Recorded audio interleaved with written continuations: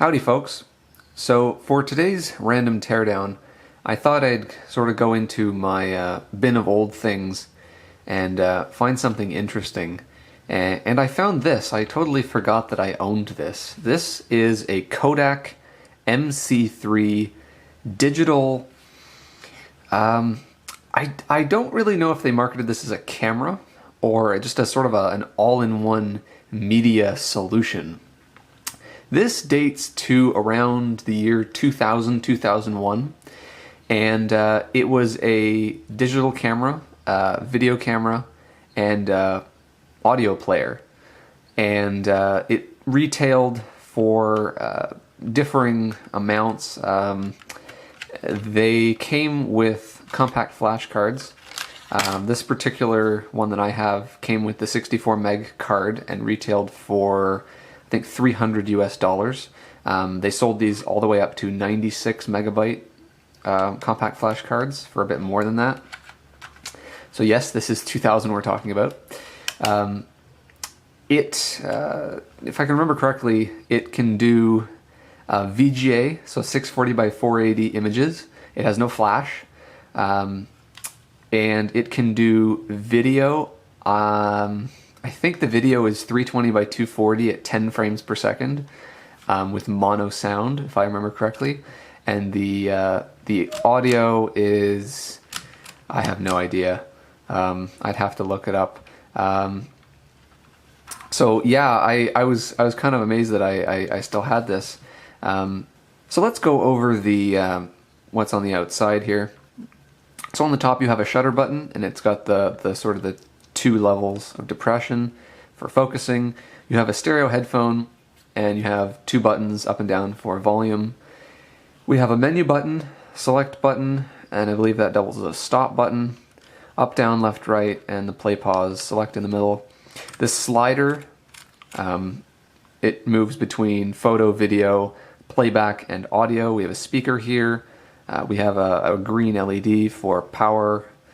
We have our LCD. The LCD on this is not backlit, and it's not really transreflective either. So basically you can't see this LCD unless you're in the perfect lighting conditions. And because this doesn't have a viewfinder, it's basically unusable.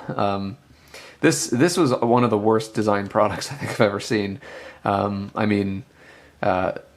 I think Maximum PC did a review of this, and their first sentence is basically, do you want a digital camera with none of the quality? This is a good place to start. I mean, I think that's exactly how they began their review. This thing is terrible, and that's kind of why I want to take it apart. I want to see how they did this. So we have a cover. This is not an actual lens. It comes off. It's just a straight piece of glass, and the lens is here.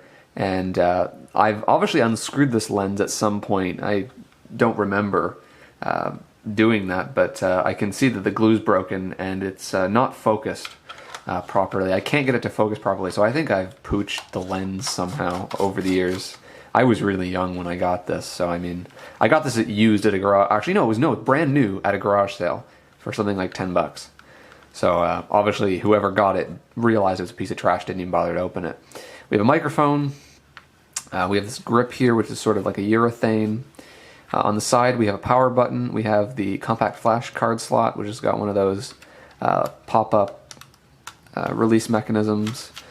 This was the card that it came with. I never bothered to buy a new card. I wonder what would happen if you put greater than a 96 meg card in this. I don't own any other compact flash cards. I'm not going to find out, but I think it had like something like 4 minutes of record functionality or something. It has a tripod mount on the bottom. It has a video, one of those TRS video, analog video outputs. It's got this really weird, that is not a B connector, that's this really funky proprietary ass USB, which is really stupid. And it takes not one, not two, but 3 AAA batteries because, yeah, I mean, that's awful, because when you want to use rechargeable like even regular batteries, it's a freaking odd number. So I'd love to see what's inside this, see if there's a particular reason why they needed 4.5 volts to run this thing. So yeah, let me get some batteries and see if I can power this up. I don't know where I'm going to get 3 AAAs, but let me take a look. Well, I was just looking up the specs of this, and you wouldn't believe, but Kodak still has a microsite for this camera, and it's still up. I mean, the main banner graphic is broken, but other than that, the rest of the site is still there, and I'm kind of amazed, given especially what's happened to Kodak, that this site still exists. I love this. This just brings me all the way back. What's so cool about it? There's no end to the fun. Oh man. But it does have specs, which is excellent. So it's MOV video with mono sound, which is what I expected. So the video capacity and quality, here we go. 4 seconds per megabyte at 320 by 240, 20 frames per second. So it goes up to 20. I thought it was 10. And the reason why is because it has 2 modes. It has a best quality, which is 20 FPS, and they call email quality, which is 10 FPS. That's horrible. I mean, by today's standards, that's pretty terrible. And even in 2001, I mean, it's still not great. 1.6 megabits per second. So that gives you 4 minutes of playback, which is what I remember having to deal with on a 64 meg card, which is what I had. Music, it could do MP3 only. Oh man. Earbud style, oh man. JPEG, VGA, 24-bit color. All your stuff. System requirements. That's Pentium 266. Oh man. Yeah, I love this. The recommended accessories. Batteries 2-pack. Yeah, but you need 3 of them. Oh, I don't know. Yeah, this is just that is so simulated. I mean, the colors on this display were absolutely horrifying. Let's see what else still works. Spec sheet. Oh, that doesn't work. That's unfortunate.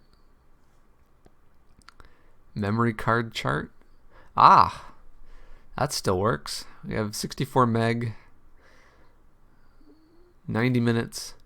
So I wonder what they mean by CD quality, because it doesn't play lossless audio, so it's not actually CD quality.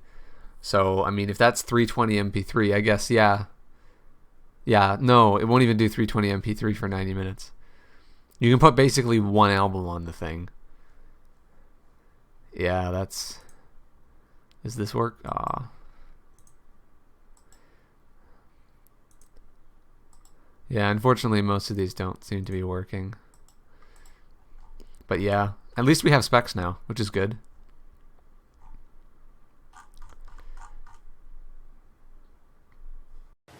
So I managed to find enough batteries. I had to pillage these out of a bunch of other things. So hopefully these are good enough, because I don't think this thing liked low batteries. So let's see. Oh, it's sort of alive.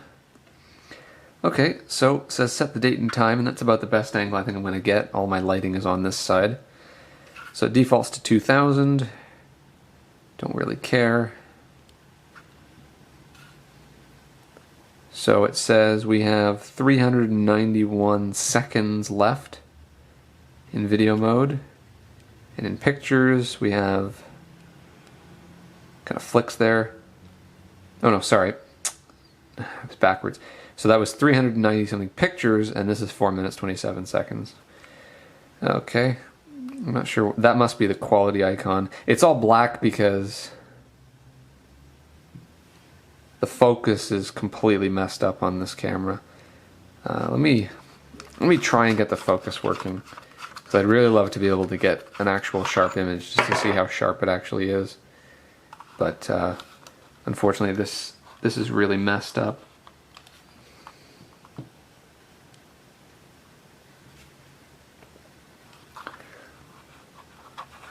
I don't know where this lens actually is supposed to be, unfortunately.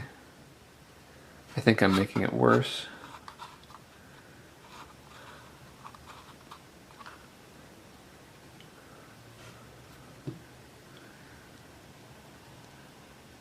Yeah, and then it shuts the screen off and stuff. So yeah, I don't think I'm ever going to be able to get it to actually take a video or picture anymore. No pictures or videos. And it'll probably say no music. Yeah, no music. Oh, what? Whoa. There's music on this? There's one song. Wow. Can I play this? Oh my god. Oh my god. It's got one song on it. That sounds awful.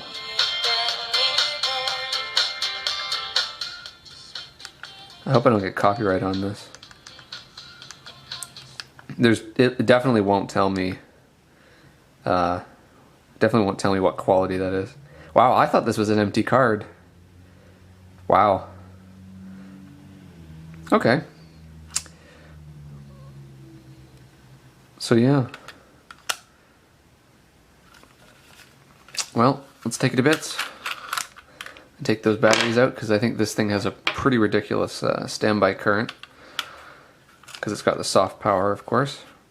The lens is already off, I'll just leave that off. Okay, so how does this come apart? There's some screws on the sides. Let's start with that.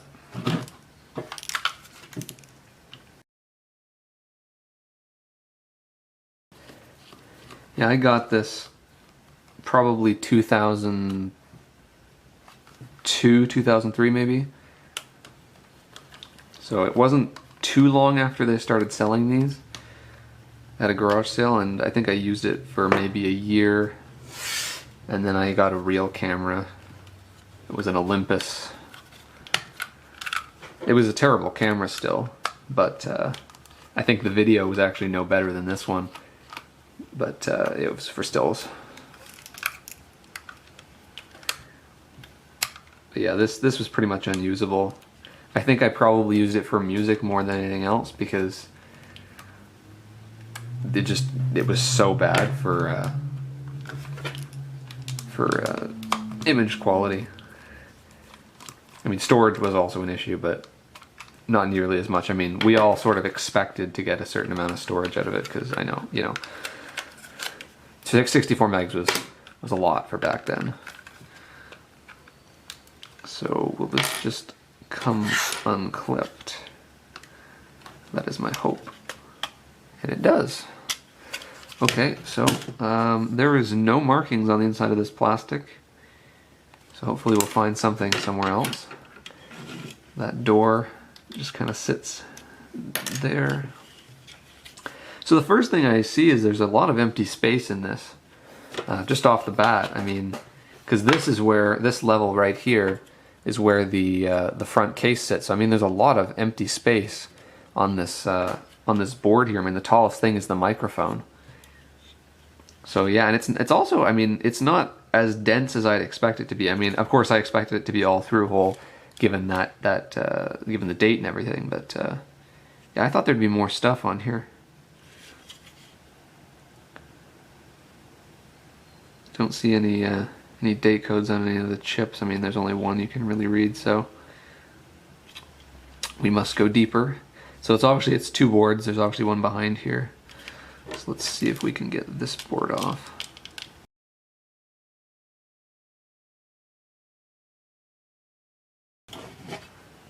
Now there's a board-to-board interconnect with a 0.1 inch header there, which comes off. And the battery terminals are attached to this board only, which is quite nice. It's got a looks like maybe a silver oxide cell, non-rechargeable cell on there. So it's media. This is the Media Power PCB Rev E. Wow. And do we have a date code? 13th week 2001. I think that might be That might be our date code there. So this would have been a relatively early board anyway. Wow, Rev E for basically what is just a power board. Okay. So we've got our compact flash card slot sort of sandwiched between the two boards. So how does this come off? I think I'm just going to resort to taking out every visible screw I can see, and hopefully it comes apart. That's the thing with doing these teardowns live, is you have no idea how to actually take them apart.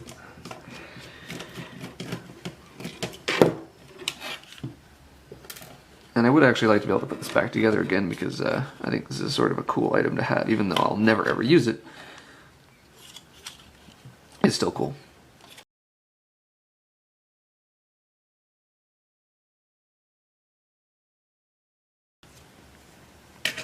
Ah, it's more.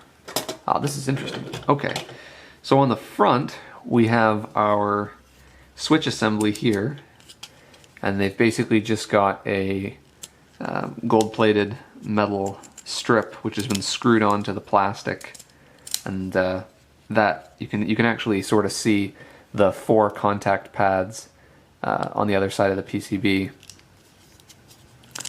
I feel like this board's probably just going to be nothing but contacts on each side. I mean, you can basically, it's a very thin board, you can basically see all the contacts. If I take this out, all I'm going to get is just buttons everywhere. And the speaker is, they've basically just got little wires that go to these 2 points here that they've probably hand soldered the speaker on, and then it's got another header there. At least the buttons are captive. That's nice. Okay, so that's your front.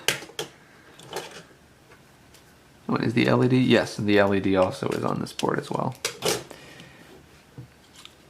So flipping this over, no, that's sort of what we're looking for here. So we've got the display, which has 2 ribbons, if I am looking at this correctly.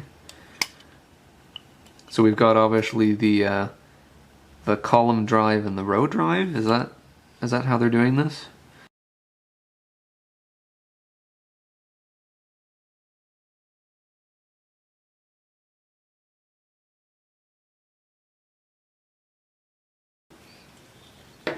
Okay, well, I have to take the LCD off to get that screw. So I hope that the LCD is just in a plastic cradle, and I don't have to actually take the LCD itself off, but the more I look at this, the more it looks like I actually have to take the glass out, and I really don't want to crack this because it's just a bare LCD.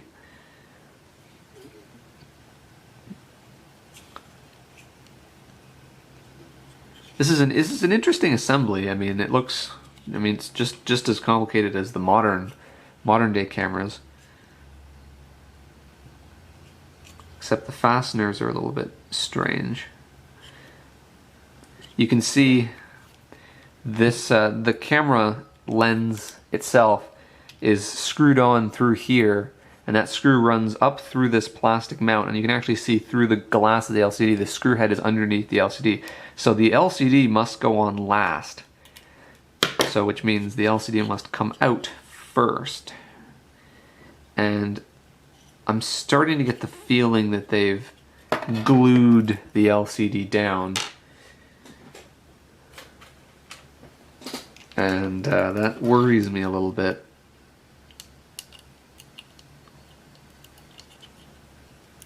Hopefully it's not very strong glue.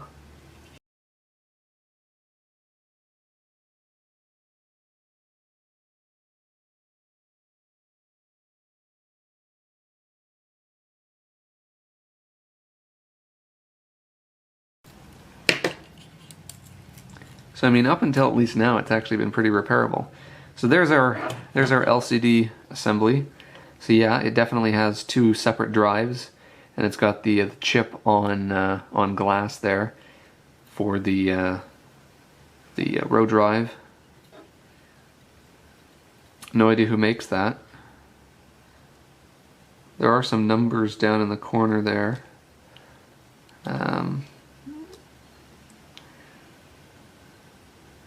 LP16 MARD.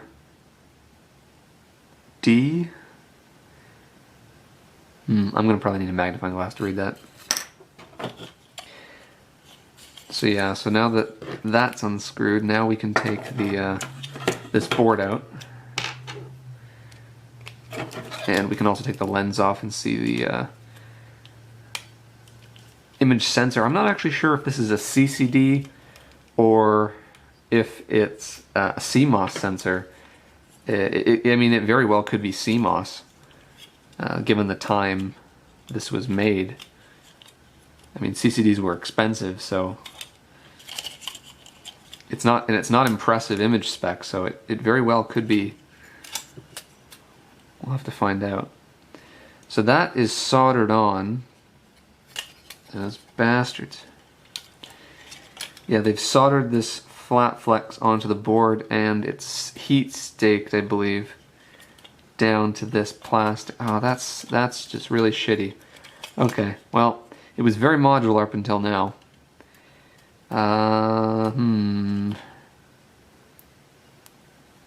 Whereas that's not heat staked, that's actually glued.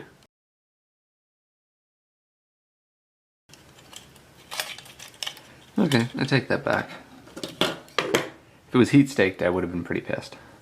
Okay, so we've got the main board out, and just quickly, this is just the plastic frame. There's nothing interesting on this. There's no more electronics on this. Just holds the batteries. Again, a little bit of wasted space there. Okay, so now we just have the main PCB. And that's it. So let's get the lens and this plastic cover off first, and we'll just go over everything.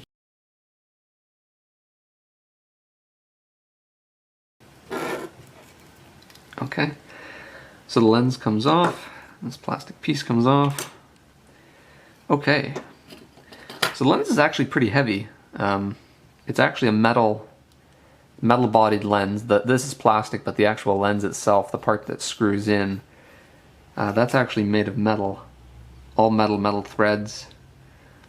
And you can see there's probably some coatings or maybe a filter in there for IR. And then that just screws into this. And you can see there's some tooling marks here, and something tells me that was probably me trying to get this lens unstuck. Probably when I was really little and I wanted to take this apart. I don't remember ever taking this apart before, but I may have taken the lens off, because that you can get to from the outside, so that's probably why the thing won't focus, because this has probably been fucked by me somehow. Whatever. Look at the sensor later. So we have, wow, they've even stamped the flat flex Rev 0. Thank God it didn't take them more than one rev to get a bloody flat flex right. Media flex trigger switch Rev A. That would have been really funny. So we got these actually quite soft switches, edge mount like that. Okay, so let's take a look at some of the chips here. So this is a hopefully I can get this to focus here. So this is a micro NAS DAC 3550A. Never actually heard of that company before, but given the fact that it says DAC, I mean that's sort of a giveaway. I mean, it could be a coincidence, but given the fact that the headphone jack is right here, this is probably audio. So this is probably our audio DAC. That would be my best guess. And then they run it down to the speakers through the header down here. I'll like I said, I'll look these all up and I'll link in whatever they actually are. So we have what appears to be our main processor, which is a Texas Instruments TMX320DSC2i. And we obviously have a crystal here, which is 48 megahertz, which is driving this. And then we have this, which is probably RAM, but it also could be ROM. It has a sticker on it, KD04. So it's possible that this is a ROM, but I would guess it's RAM. But let's lift the sticker and see what that actually is. I'm gonna guess this is made by Samsung, just because I can see the letter S there, and I know it's memory of some kind.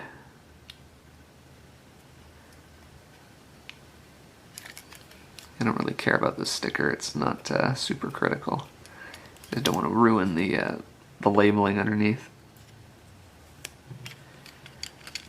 Yep, it is a Samsung, and that is a K4G323-222M-QC60. Okay, so I will, obviously some sort of memory. And then we have an NEC chip here, 789176.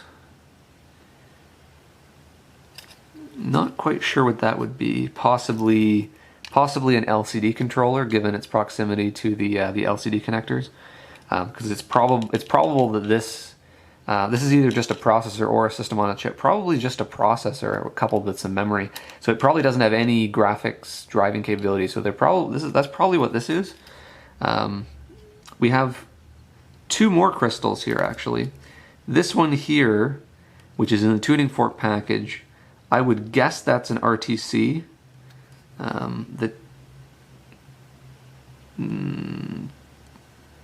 That's very, very hard to read. I should have a magnifying glass for that. I'm going to guess that that's probably an RTC.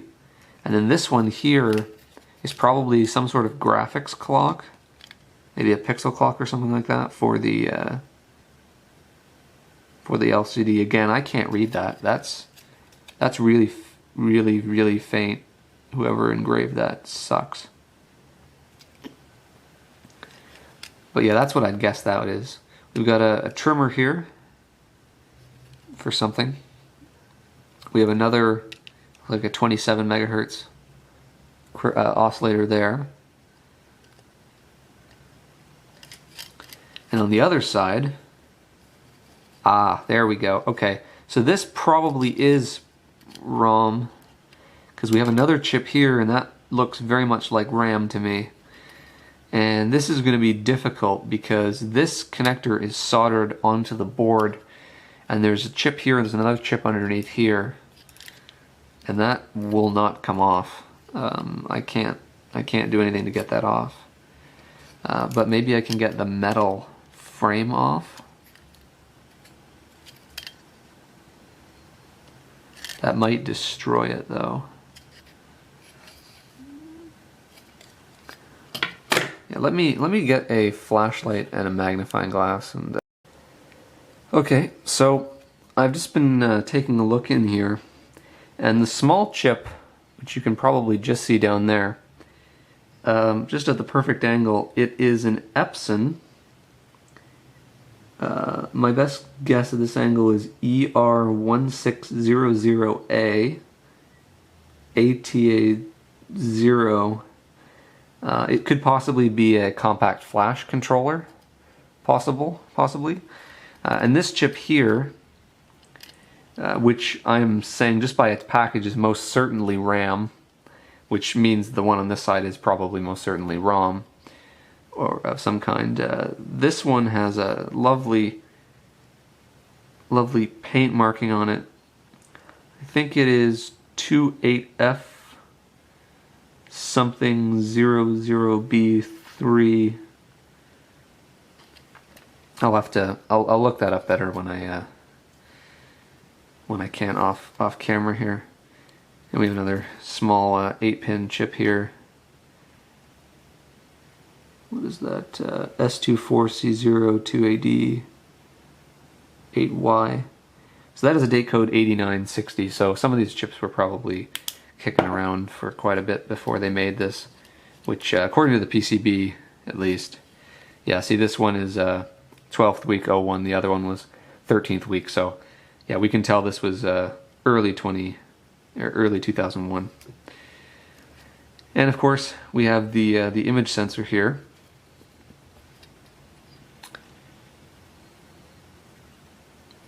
And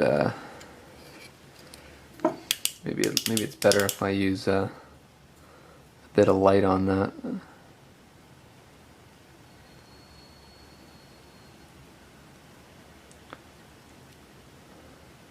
It's actually a pretty big image sensor by, you know, for something that can do VGA. And that would have most certainly been made by Kodak themselves. Or someone contracted by Kodak. Because of course back then Kodak was actually still a pretty big company in the imaging field, which of course now they're basically gone now. So yeah, I mean they could have done a slightly better job of making it smaller, but the making it smaller part was not really the downside of this. I mean it had terrible specs and it was pretty expensive. I mean $300 US in 2001 works out to, I think, $450 maybe nowadays with inflation. So I mean it wasn't a cheap camera, and I know that there were much better cameras out there. They may not have done music, but I mean the music functionality on this thing was absolutely not worth all the problems I had with it. It was just bad. Battery life was terrible. Capacity was terrible. Imaging was terrible. The display was like 90% of your problems. The fact you couldn't see what you were doing was just terrible. But yeah, so that was the Kodak MC3. So hopefully you found that interesting. Thanks for watching.